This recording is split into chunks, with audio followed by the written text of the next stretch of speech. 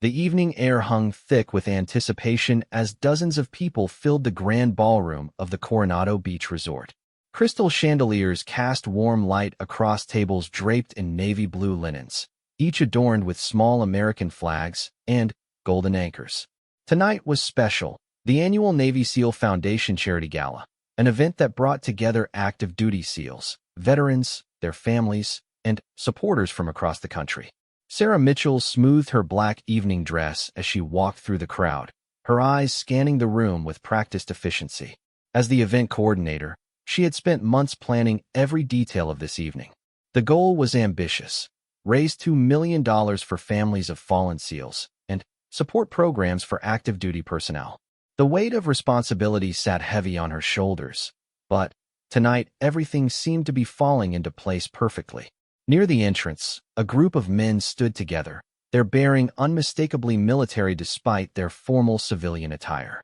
These were the guests of honor, members of SEAL Team 3, recently returned from a deployment that had tested them in ways that would never make the evening news. Their commander, Lieutenant Commander Jake Reynolds, a weathered man in his early 40s with steel-gray eyes, nodded as Sarah approached. "Everything looks incredible, Sarah," Jake said, his voice carrying the quiet confidence that marked him as a natural leader. "The team's really looking forward to tonight. It's been a while since we've had a chance to celebrate something positive." Sarah smiled, feeling a flush of pride. She had worked with military organizations before, but there was something different about the SEALs. These men carried themselves with a quiet dignity that spoke of experiences most people could never imagine. They had seen the worst humanity had to offer, yet here they were, supporting families and communities with the same dedication they brought to their missions. Across the room, Marcus Chin adjusted his bow tie and surveyed the crowd. At 28, he was one of the younger SEALs in attendance, but his 4 years in the teams had already taken him to some of the world's most dangerous places. Tonight felt surreal, trading his combat gear for a tuxedo, champagne flutes instead of weapons, but he was grateful for the normalcy. "Hard to believe we're the same guys who were sleeping in the dirt 3 weeks ago," said Tommy Rodriguez, Marcus's swim buddy and closest friend in the teams. Tommy was built like a linebacker, but had the reflexes of a cat, skills that had saved both their lives more than once during their last deployment. Marcus chuckled. "Speak for yourself. I clean up pretty well." He gestured toward a table where several other SEALs had gathered around an older veteran who was regaling them with stories from Vietnam. "Look at Peterson over there. Guy's 82, and still telling war stories that make our stuff sound like a walk in the park." The older veteran they were watching was Chief Petty Officer, retired William Wild Bill Peterson, a legend in the SEAL community. Peterson had served 3 tours in Vietnam, earning 2 Silver Stars and a Bronze Star with V Device. His stories were legendary, but more importantly, his wisdom had guided countless young SEALs through their careers. Even in retirement, he remained a father figure to many in the community. As the evening progressed, the formal program began. Sarah took the stage, her voice carrying clearly through the sound system as she welcomed everyone and explained the Foundation's mission. She spoke about the families who had lost loved ones in service to their country, about the programs that helped SEALs transition back to civilian life, and about the support networks that kept the community strong. The crowd listened respectfully, but Sarah could sense their eagerness for the main event, the keynote speech by Admiral Patricia Hawkins, the first female admiral to oversee special operations training. Admiral Hawkins was a trailblazer, a woman who had broken barriers in one of the military's most traditional institutions while earning the respect of even the most skeptical veterans. When Admiral Hawkins took the stage, the room fell completely silent. She was in her mid-50s, with silver hair pulled back in a neat bun and ribbons on her dress uniform that told the story of a career spent pushing boundaries. Her voice was clear and strong as she spoke about sacrifice, honor, and the bonds that held the SEAL community together. "Tonight, we celebrate not just the warriors who have served, but the families who have supported them," Admiral Hawkins said. "Behind every SEAL is a network of people who understand that service requires sacrifice from everyone involved. We gather here not just to raise funds, but to strengthen the bonds that make our community unbreakable." The applause was thunderous, and Sarah felt tears prick at her eyes. This was why she had taken this job, to be part of something larger than herself, to support people who had given everything for their country. As Admiral Hawkins left the stage, the crowd began to mingle again.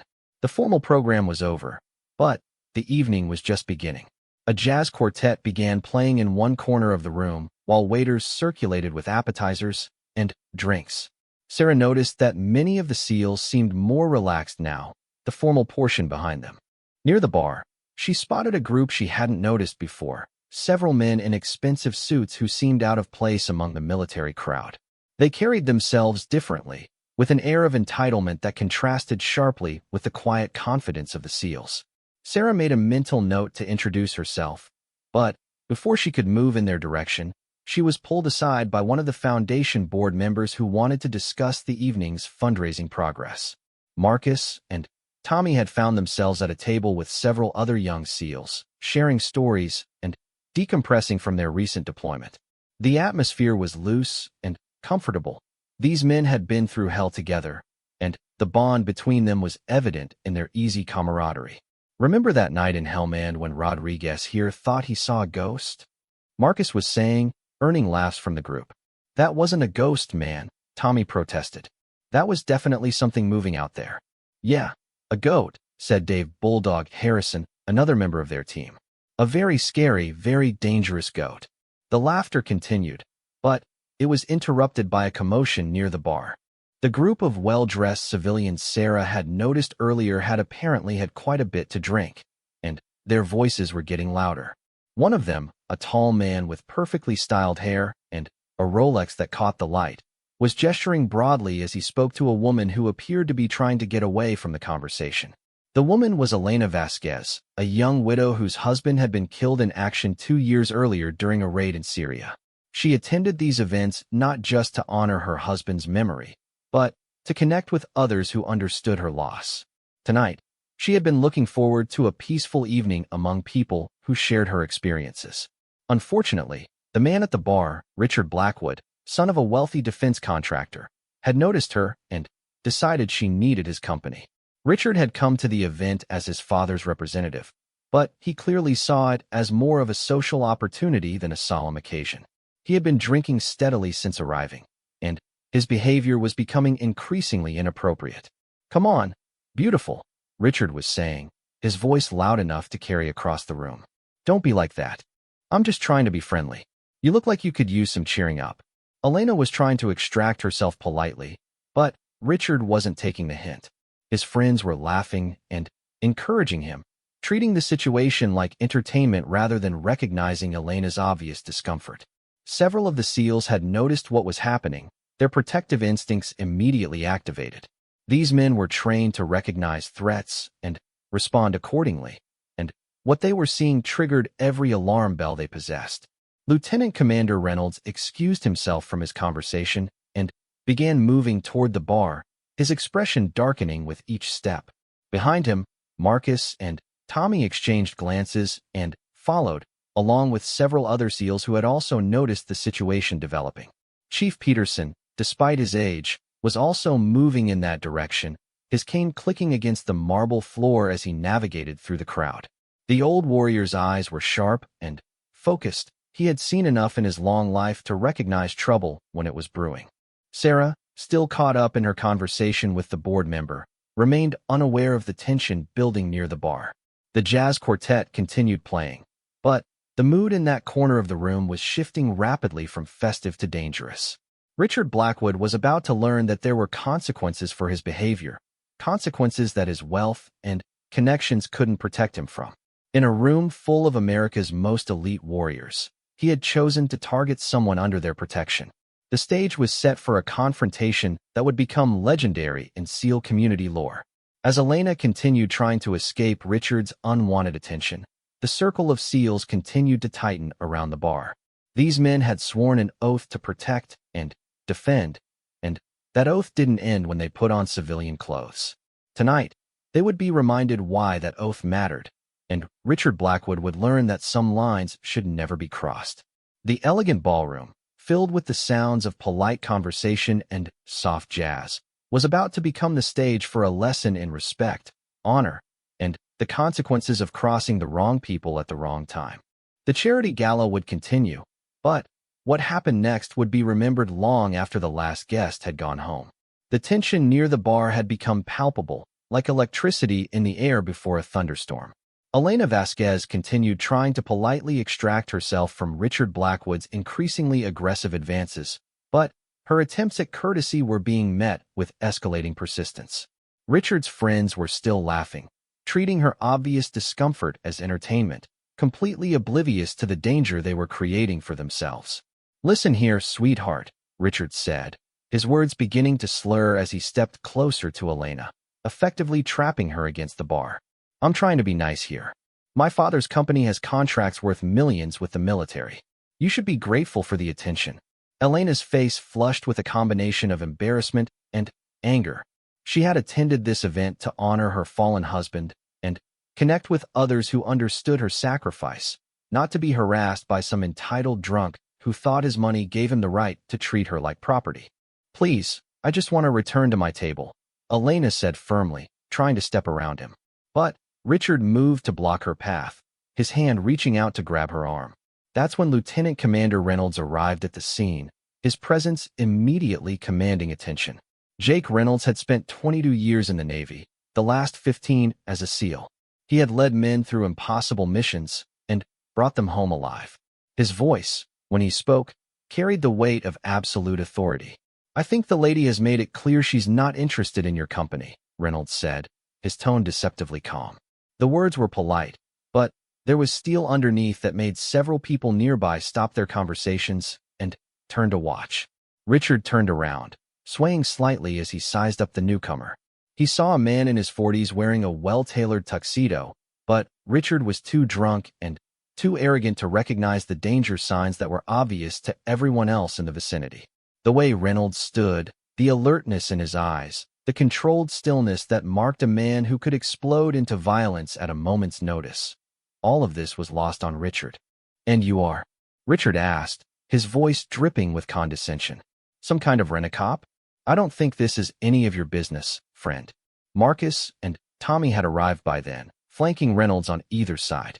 Behind them, Dave Harrison and 3 other SEALs from their team had formed a loose semicircle. They weren't being obvious about it, but anyone with tactical awareness would have noticed that all escape routes from the bar area were now blocked. Chief Peterson had also arrived, positioning himself where he could see everything clearly. At 82, Wild Bill Peterson was no longer the physical force he had been in Vietnam, but his presence carried moral authority that was almost tangible. Several other SEAL veterans had noticed the gathering and were quietly moving closer, their protective instincts activated by the obvious threat to Elena. "My name is Jake Reynolds," the lieutenant commander said evenly, "and the lady has asked you to leave her alone. I suggest you respect that request." Richard laughed, a harsh sound that cut through the polite background noise of the gala. "Reynolds? Never heard of you. Do you have any idea who I am? Who my father is? I could have you thrown out of here with one phone call."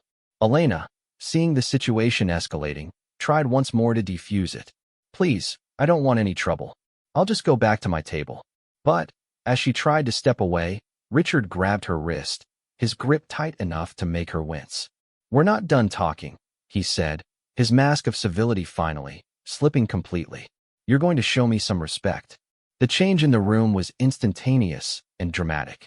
Every SEAL present had just witnessed a man physically restrain a woman against her will, a woman who was part of their community, a widow of one of their fallen brothers. The protective instinct that had been bred into them through years of training and combat experience erupted like a dam bursting. Marcus took a half step forward, his hands unconsciously moving into a combat stance. Tommy's jaw tightened, and Dave Harrison's eyes went cold as winter steel. Around the room, other SEALs who had noticed the commotion were beginning to converge on the bar area like sharks drawn to blood in the water. But it was Reynolds who spoke first, his voice dropping to a whisper that somehow carried more menace than a shout. "Let go of her arm. Now." Richard, still drunk and still oblivious to how much danger he was in, made the worst decision of his life. Instead of releasing Elena and backing down, he tightened his grip and laughed again. "Or what?" Richard sneered. "You'll call your little friends?" This is America, not some third-world hellhole. We don't settle things with violence here. That's when he made his fatal mistake. As Elena tried to pull away from his grip, Richard raised his free hand and struck her across the face, the sound of the slap echoing through the suddenly quiet corner of the ballroom. Then he laughed, a sound of pure arrogance and entitlement that would haunt him for the rest of his life. The silence that followed was absolute and terrifying. Every conversation in the immediate area had stopped. The jazz quartet, oblivious to what was happening, continued playing in the distance, but near the bar, the only sound was Richard's continuing laughter and Elena's sharp intake of breath as she raised her hand to her reddening cheek. Reynolds didn't move, didn't speak, didn't even seem to breathe. But his eyes had gone completely dead, like looking into the void. Marcus and Tommy flanked him, their bodies coiled like springs ready to release. Dave Harrison's hands had slowly closed into fists. Around the room, every SEAL who had witnessed the assault was moving closer, their collective presence creating a wall of barely controlled violence.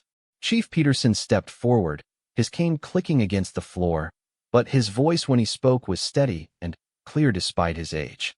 "Son," he said to Richard, "you just made the biggest mistake of your life." It was only then that Richard began to realize something was wrong. The laughter died in his throat as he looked around and saw the faces surrounding him. These weren't the soft, pampered faces he was used to dealing with in his privileged circle. These were the faces of men who had killed enemies with their bare hands, men who had seen their friends die and had continued fighting anyway. Sarah Mitchell, finally, alerted to the situation by the sudden change in atmosphere, appeared at the edge of the crowd. Her heart sank as she saw Elena holding her cheek and recognized the dangerous tension in the air. This was supposed to be a celebration, a peaceful gathering to honor heroes and support families. Now it threatened to explode into violence. "Gentlemen," Sarah said, her voice shaking slightly as she tried to defuse the situation. "Please, let's not let this escalate. This is a charity event." But Reynolds never took his eyes off Richard. When he spoke, his voice was so quiet that only those closest could hear him, but his words carried the promise of absolute destruction. "You just struck a SEAL's widow," Reynolds said. "A woman whose husband died serving this country while you were probably playing golf at Daddy's country club. You struck her and laughed about it." Richard finally began to understand that he wasn't dealing with ordinary people. The way these men stood, the way they looked at him, the absolute stillness that preceded violence, it was starting to penetrate even his alcohol-clouded judgment. "Look, maybe I was a little out of line," Richard said, his voice losing some of its earlier bravado. "But there's no need to make a big deal about this. These things happen at parties." The collective intake of breath from the surrounding SEALs was audible. "These things happen," Tommy Rodriguez repeated, his voice thick with disbelief and rage. Marcus stepped forward, his usually easygoing demeanor replaced by something far more dangerous. "These things happen," he echoed. "You think assaulting women is just something that happens?" Elena, despite her shock and the stinging in her cheek, realized that the situation was about to spiral completely out of control.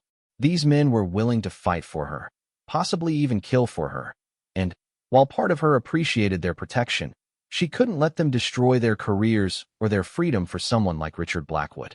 "Please," she said, her voice carrying clearly through the tense silence. "He's not worth it. Carlos wouldn't want you to throw away everything for someone like him." The mention of her fallen husband, Carlos Vasquez, a SEAL who had died saving his teammates during a raid in Syria, hit the gathered warriors like a physical blow.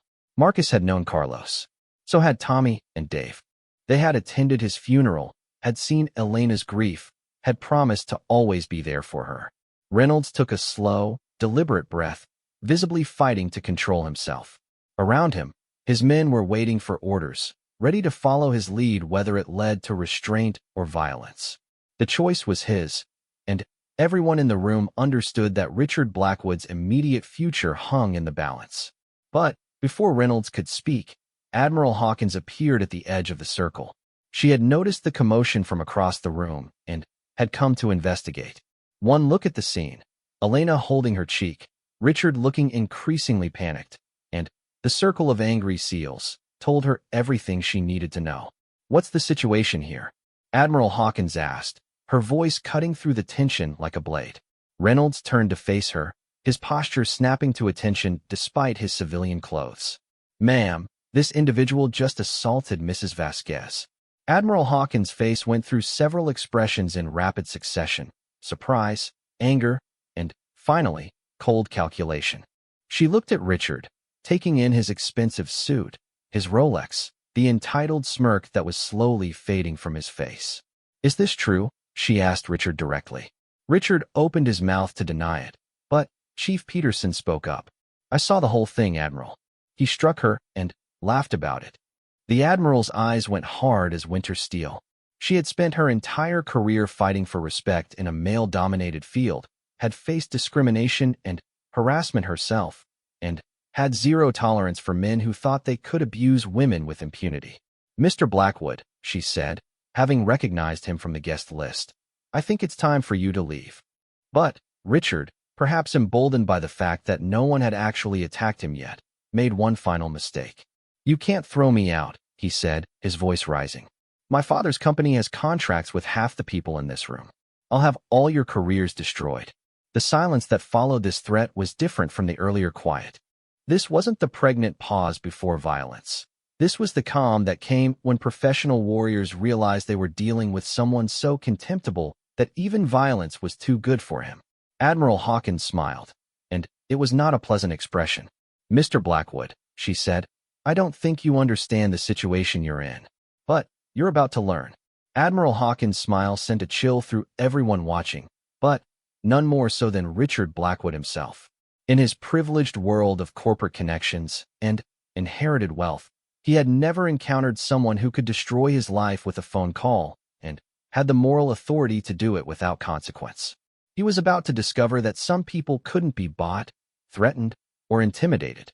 "Security," Admiral Hawkins called out calmly, and immediately 2 military policemen who had been stationed discreetly around the event appeared at her side. They were both large, professional-looking men who had been watching the situation develop with keen interest. "Yes, ma'am," the senior MP, Staff Sergeant Martinez, responded. "Please escort Mr. Blackwood and his associates from the premises," the Admiral said, her voice carrying the absolute authority of someone accustomed to being obeyed without question. "They are no longer welcome at this event." Richard's face went red with indignation. "You can't do this. I'm a guest here. My father's company sponsors this foundation." Admiral Hawkins turned to face him fully, and when she spoke, her voice carried across the entire corner of the ballroom, drawing attention from guests who had been trying to pretend they weren't watching the drama unfold. "Mr. Blackwood," she said, her words crisp and clear, "you have just committed assault in front of dozens of witnesses, including multiple military officers and a federal judge." She gestured toward a distinguished older man who had been watching from a nearby table. "You then threatened to use your father's business connections to retaliate against anyone who holds you accountable for that assault. That's not just criminal behavior, that's an attempt at corruption." The blood drained from Richard's face as he began to understand the gravity of his situation. Around him, his friends were starting to back away, suddenly, realizing that their association with him was about to become a serious liability.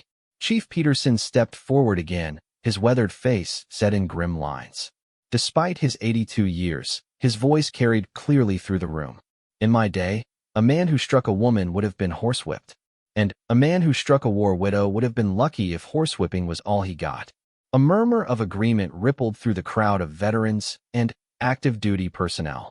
Elena Vasquez, still holding her cheek where the red mark from Richard's slap was clearly visible, looked around at the faces of the men and women who had surrounded her. These people barely knew her, but they were ready to go to war for her simply because she was part of their community. Lieutenant Commander Reynolds stepped closer to Richard, close enough that his words were meant for the younger man's ears alone. But the silence in the room was so complete that everyone could hear. "You want to know who we are?" Reynolds said quietly. "We're the people your father's company makes money off of. We're the ones who use the equipment his factories build, who carry the gear his corporation sells to the Pentagon. And we're the ones who die when that equipment fails because cost-cutting was more important than quality."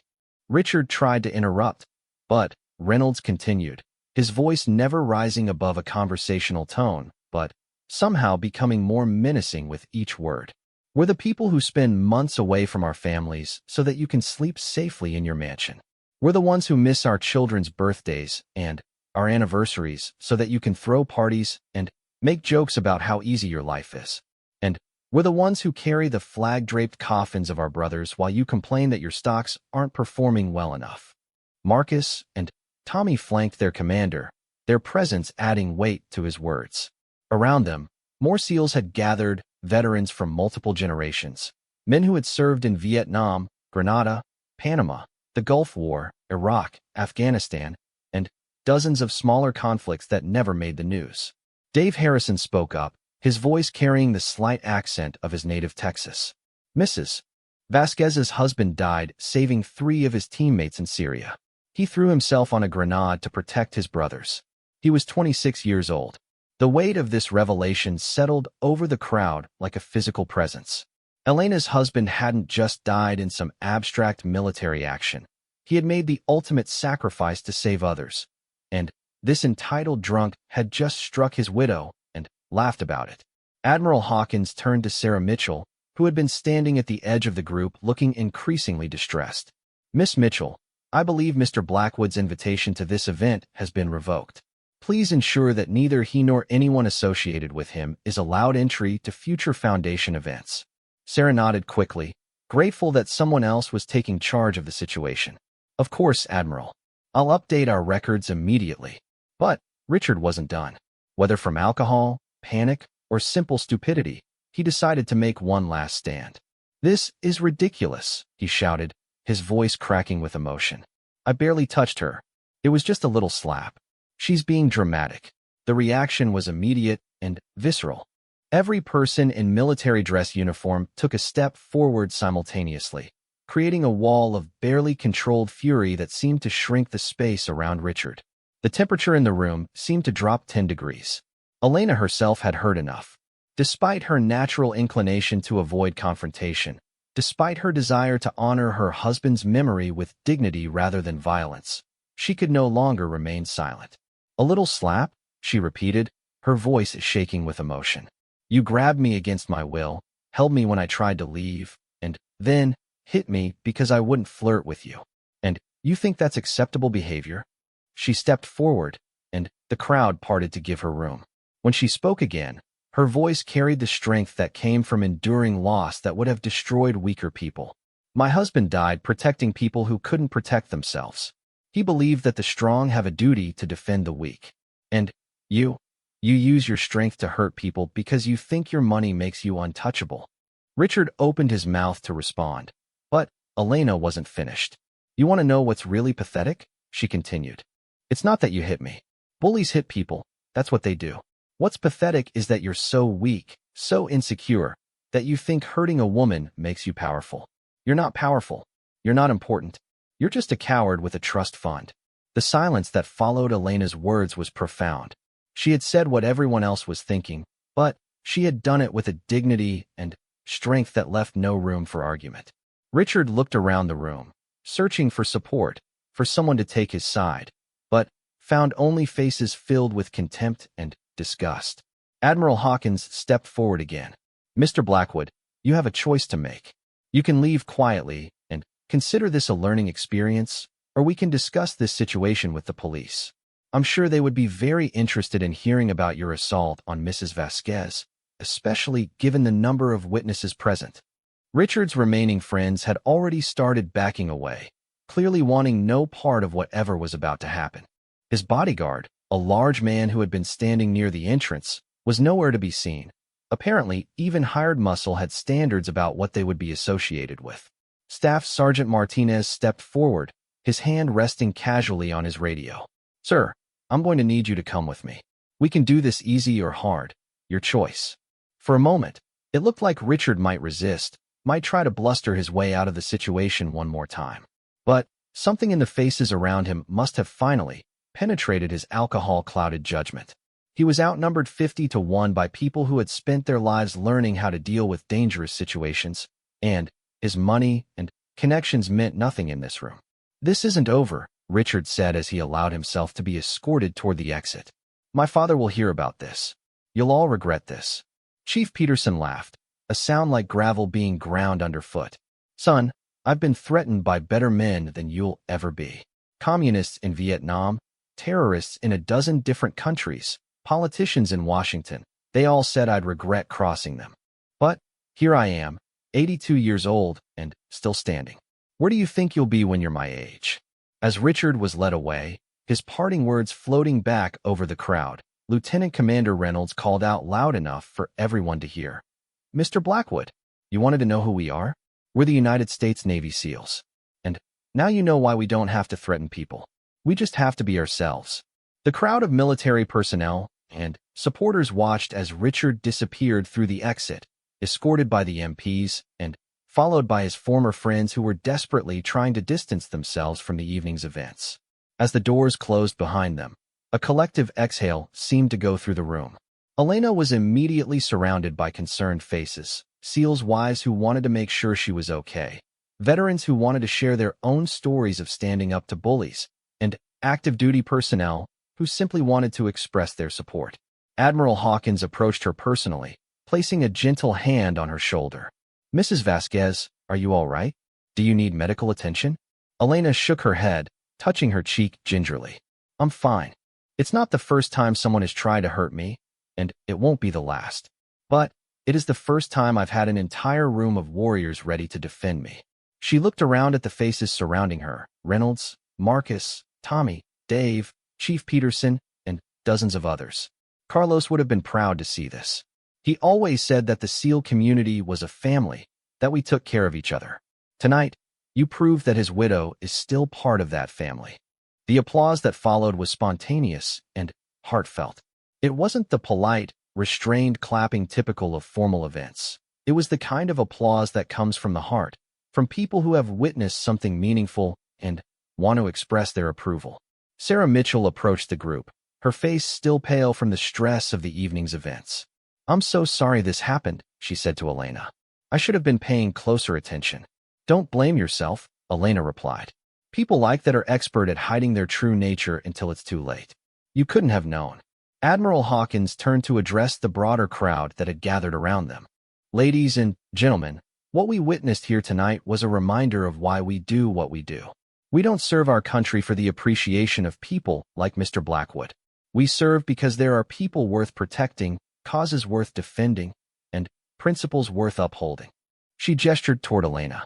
Mrs. Vasquez represents everything that's good about our military community.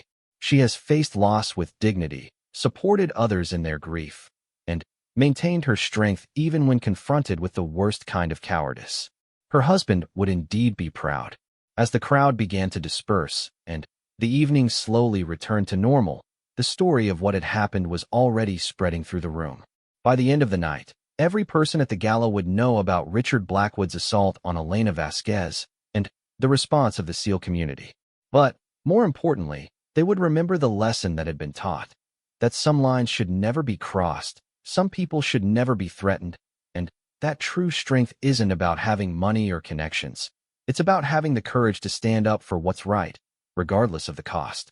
The charity gala continued for another 3 hours after Richard Blackwood's ignominious departure, but the energy in the room had fundamentally changed.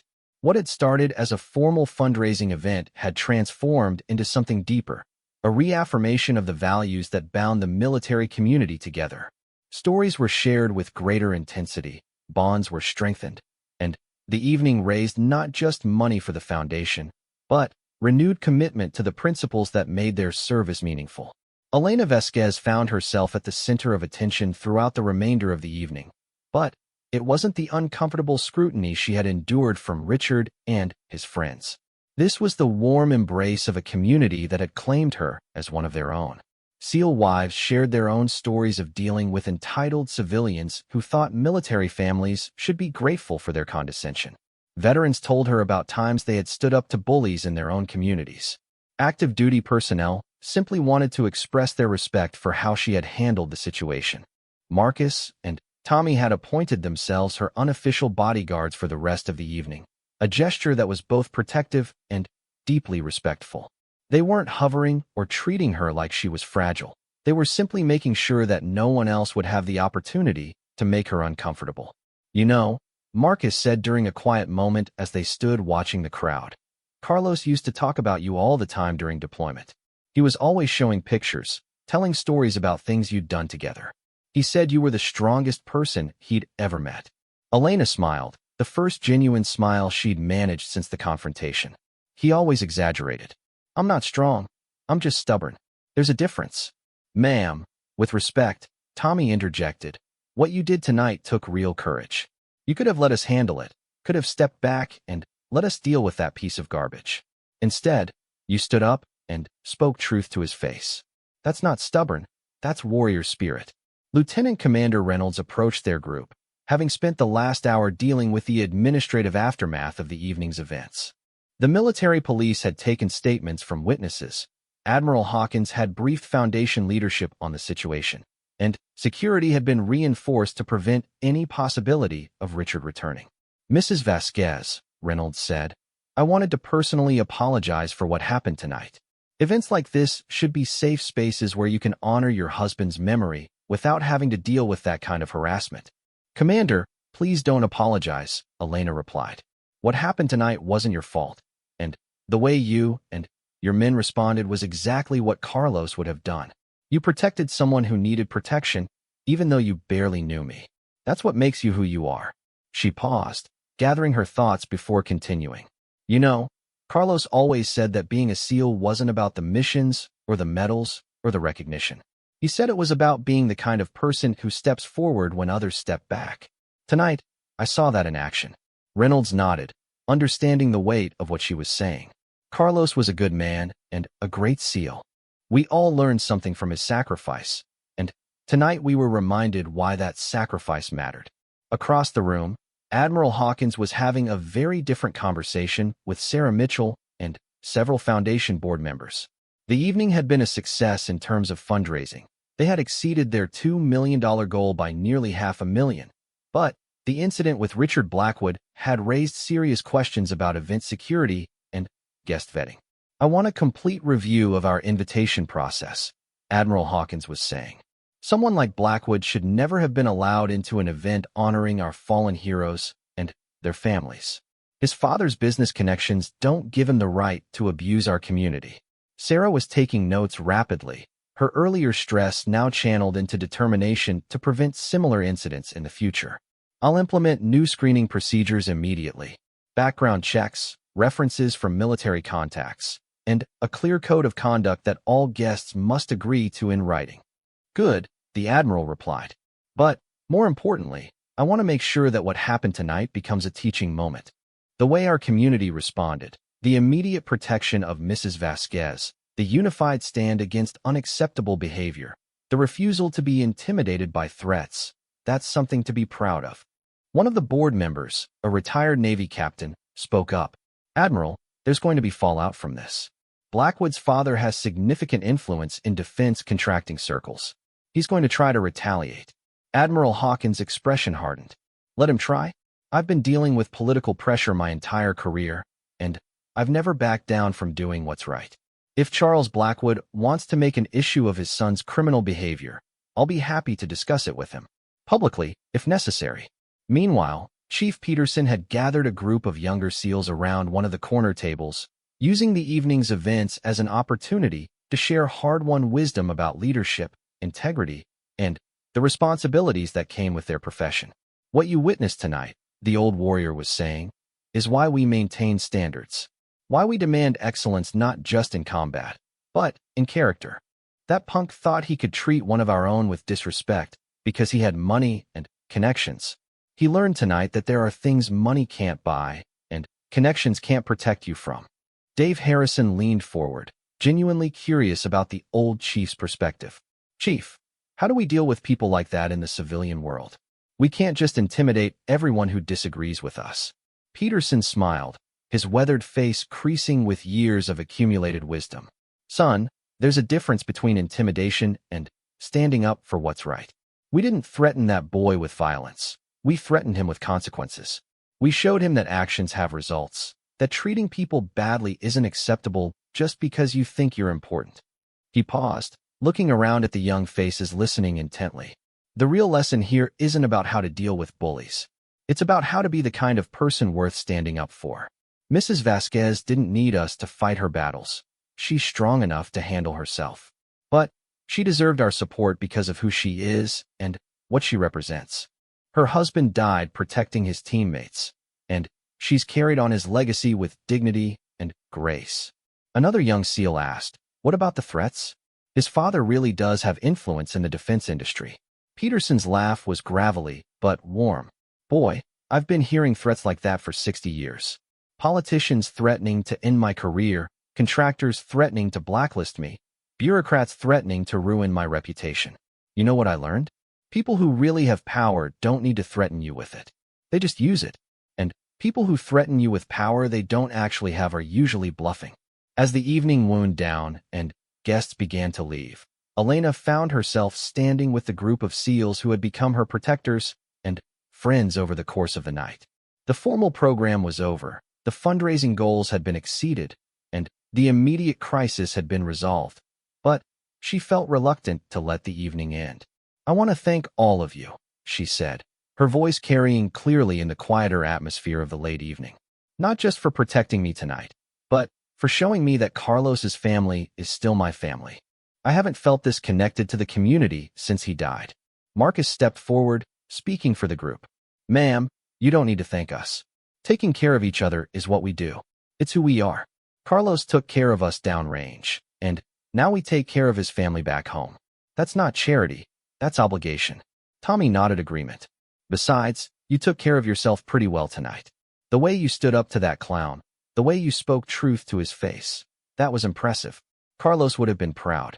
As the group began to disperse, Reynolds approached Elena one final time. "Mrs. Vasquez, I hope you'll consider staying involved with Foundation events. We could use more people with your strength and integrity helping to guide our community." Elena smiled, feeling a sense of purpose she hadn't experienced in months. "I'd like that, Commander. I think Carlos would have wanted me to stay connected to the teams, to help however I can." The final guests were leaving as Sarah Mitchell did one last walk through the ballroom, checking with her staff and ensuring that everything was being properly cleaned up. The evening had been emotionally exhausting, but professionally it had been a tremendous success. More importantly, she had learned something about the community she served. Admiral Hawkins found Sarah near the entrance as the last of the attendees were departing. "Miss Mitchell, I want to commend you on how you handled tonight's situation. Crisis management under pressure is never easy, especially when it involves protecting someone who's been victimized." "Thank you, Admiral," Sarah replied. "I just wish I had spotted the problem earlier, before Mrs. Vasquez had to endure that treatment." "Don't second-guess yourself," the Admiral said firmly. "Predators like Richard Blackwood are skilled at hiding their true nature until they think they're safe from consequences. What matters is how we responded once the situation became clear." She paused, looking back at the now empty ballroom where such drama had unfolded just hours earlier. What happened tonight will become part of SEAL community lore. The story will be told and retold, growing in the telling. But the core message will remain the same. We protect our own, we stand up for what's right, and we don't tolerate abuse of the people we're sworn to defend. Over the following weeks, the story of what happened at the Navy SEAL Foundation Gala spread far beyond the immediate community. Social media posts from attendees, newspaper coverage of the record-breaking fundraising success, and word-of-mouth accounts all contributed to a narrative that resonated with people far removed from military circles. The video footage from security cameras became the subject of intense interest, though the Foundation chose not to release it publicly out of respect for Elena's privacy. However, enough details leaked out to create a clear picture of what had occurred, and public opinion was overwhelmingly supportive of how the situation had been handled.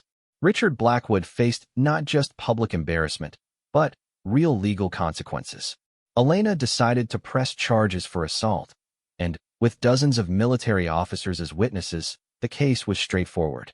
More damaging to the Blackwood family, however, was the investigation that followed into their business practices. Admiral Hawkins had been true to her word about not being intimidated by threats. When Charles Blackwood, Richard's father, attempted to use his political connections to pressure the Navy into overlooking his son's behavior, he found himself facing scrutiny of his company's defense contracts. Investigators discovered a pattern of overcharging, substandard materials, and safety violations that had been overlooked due to political influence. The investigation ultimately led to congressional hearings, canceled contracts worth hundreds of millions of dollars, and criminal charges against several Blackwood Industries executives.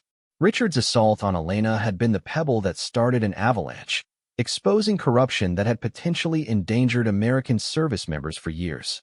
Elena became something of a reluctant celebrity within military circles, invited to speak at events, and honored for her courage in standing up to abuse. She used the platform to advocate for better support for military families and to share her husband's story with a wider audience.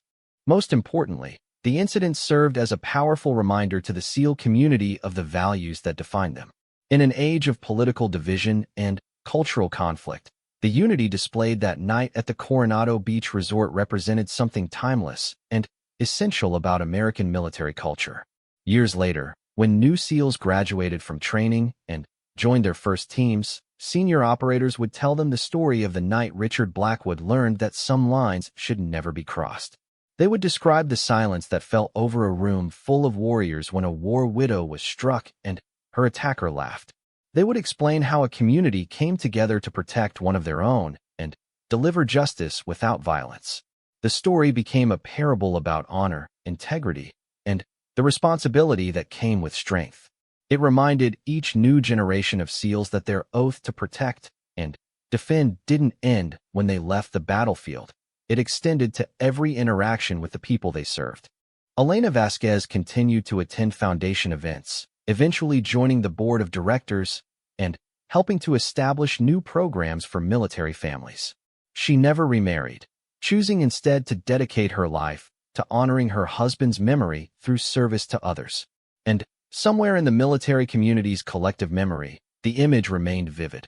A room full of America's most elite warriors standing together in silent judgment as an entitled coward learned that money and connections were no match for honor and integrity.